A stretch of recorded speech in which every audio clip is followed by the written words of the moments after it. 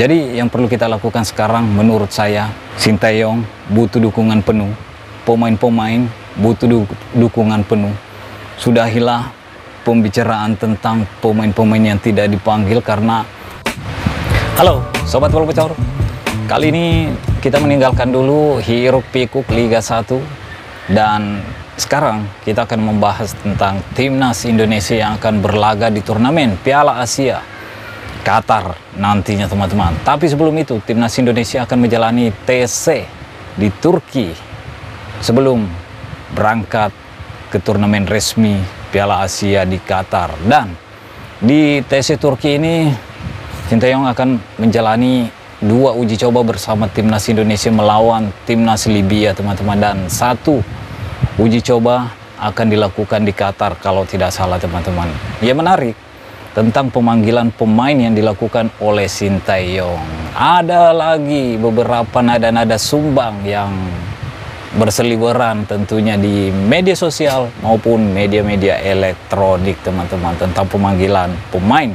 Nah, entah apa yang terjadi dengan pemain yang dipanggil oleh Sinteyong. Apakah memang ada pemain titipan atau memang karena ada alasan tertentu sehingga pemain-pemain yang dikatakan netizen layak untuk masuk Timnas Indonesia tapi tidak dipanggil oleh Sinteyong? Ya, kita akan mencari tahu nantinya teman-teman seperti apa. Karena Sinteyong udah buka suara tentang pemain-pemain yang diinginkan oleh netizen ini masuk ke Timnas Indonesia. Dan kenapa Sinteyong tidak memanggil pemain ini masuk ke dalam TC Turki kali ini, dan Sinteyong tentunya udah buka suara teman-teman. Namun sebelum kita bahas itu, saya ingin memberikan daftar nama-nama yang dipanggil oleh Sinteyong karena jelang keberangkatan ke Turki, Sinteyong kembali mencoret 1 nama pemain teman-teman sebelum keberangkatan ke Turki. Jadi yang akan dibawa ke Turki nanti yaitu 28 pemain, dan di dalam TC ini tentunya masih ada pemain yang akan dicoret nantinya. Entah siapa, tentunya hanya Sinteyong yang tahu nantinya. Kita tunggu aja rilis resminya siapa pemain yang ikut sampai ke Qatar dan siapa pemain yang akan dipulangkan oleh Sinteyong nanti di TC Turki ini teman-teman. Nah, di 28 pemain yang dipanggil oleh Sinteyong, yang seperti yang kita tahu tadi ada 1 pemain yang dicoret,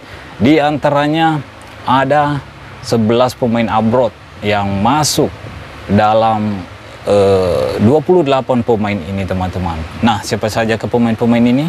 Saya akan membacakannya dulu teman-teman. Di posisi kiper tentunya ada 3 pemain yang dipanggil oleh Sinteyong, yaitu Muhammad Riyandi, kiper dari Persis Solo. Sementara yang kedua ada Hernando Ari Sutaryadi, pemain dari Persebaya Surabaya, dan Sahrul Trisna, pemain dari Persikabo. Tentunya ini juga banyak yang mempertanyakan kenapa Nadeo tidak dipanggil, dan Sinteyong juga udah buka suara tentang hal ini. Tapi nanti kita bahas itu teman-teman. Sementara di posisi bek ada Jordi Amat dari JDT, ada Rizky Ridho Persija Jakarta, ada Elkan Begot Ipswich Town, ada Wahyu Prasetyo PSIS Semarang, ada Justin Hubner dari Wolverhampton yang baru saja mendapatkan kewarganegaraan Indonesianya teman-teman. Terus ada Asnawi Mangkualam, Juanam Dragon.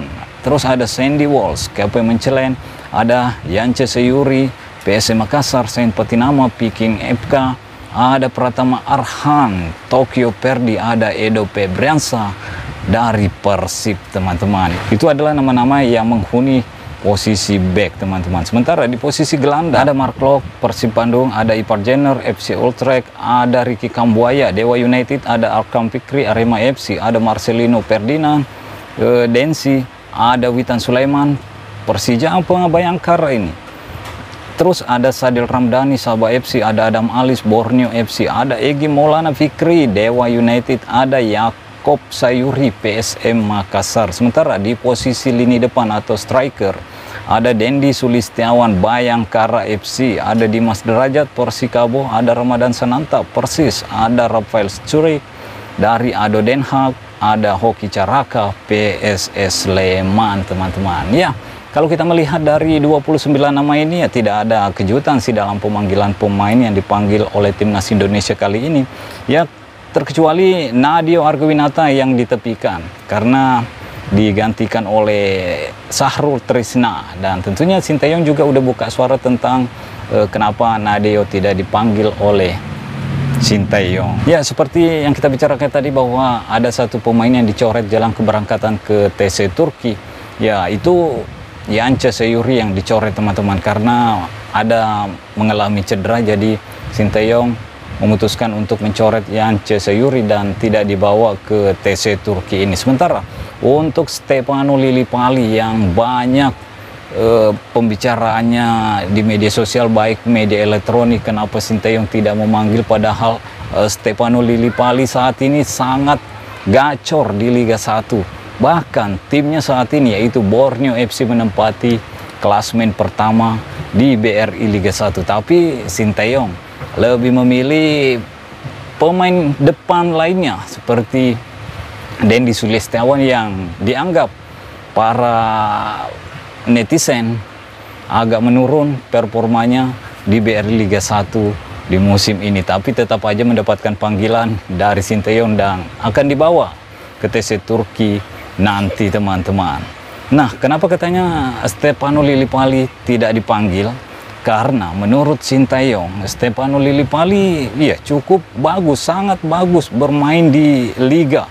Tapi ada ya alasan Sinteyong kenapa Lillipali tidak dipanggil, yaitu Sinteyong mengaku bahwa Lillipali adalah pemain yang bagus, namun fisik tidak memungkinkan bersaing di level Asia. Fisik teman-teman yang menjadi kendala Lillipali menurut Sinteyong sehingga tidak dipanggil untuk masuk ke timnas Indonesia. Lillipali pemain yang sangat bagus di liga. Saya lihat juga performanya, dia sangat bagus. Tapi kalau melawan tim di atas kita pasti akan sangat lelah, kata Sinteyong saat ditemui di Hotel Le Méridien Jakarta Selasa tanggal 19 bulan 12 2023. Beberapa tahun ini saya punya kesempatan untuk lihat langsung dia, tapi untuk Piala Asia ini kelihatannya sulit secara fisik. Jadi ini Sinteyong tidak memanggil Lillipali karena alasan fisik, bukan karena ada dendam pribadi